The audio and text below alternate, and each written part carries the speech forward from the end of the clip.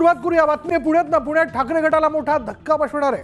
ठाकरे गटाचे माजी आमदार महादेव बाबर शिंदेंच्या शिवसेनेत प्रवेश करणार असल्याचं कळतंय. फेब्रुवारी महिन्याच्या पहिल्या आठवड्यात महादेव बाबर शिवसेनेत प्रवेश करणार असल्याचं कळतंय. महादेव बाबर यांनी उपमुख्यमंत्री एकनाथ शिंदे यांची भेट घेतली आहे.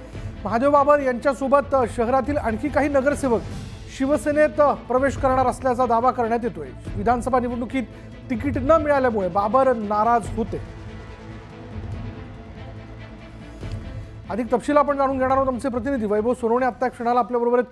वैभव, महादेव बाबर यांनी शिंदे गटात जाण्याने ठाकरे गटाला किती मोठा धक्का म्हणावा लागेल हा?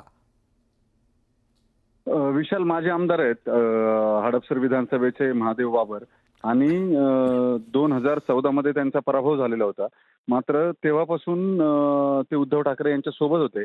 अगदी एकनाथ शिंदे यांनी शिवसेनेतून ते बाहेर पडल्यानंतरही महादेव बाबर हे उद्धव ठाकरे यांच्या सोबत राहिले. मात्र आताच्या विधानसभेच्या निवडणुकीमध्ये महादेव बाबर हे हडपसर विधानसभेतून प्रचंड इच्छुक होते. त्यांनी जोरदार ताकदही लावलेली होती. मात्र हा मतदारसंघ राष्ट्रवादीला सुटल्यानं महादेव बाबर प्रचंड नाराज झालेले होते.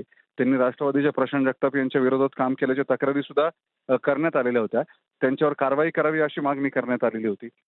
या सगळ्या पार्श्वभूमीवरती आज महादेव बाबर यांनी अचानक मुंबईमध्ये एकनाथ शिंदे यांची भेट घेतली आहे. ते फेब्रुवारीच्या पहिल्या आठवड्यामध्ये शिवसेनेमध्ये प्रवेश करतील एकनाथ शिंदेची, अशी माहिती जी आहे ती आपल्याला मिळते.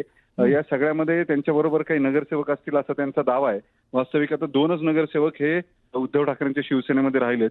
त्यातलं कोण महादेव बाबर यांच्यासोबत जातं हेही पाहणं महत्वाचं असणार आहे.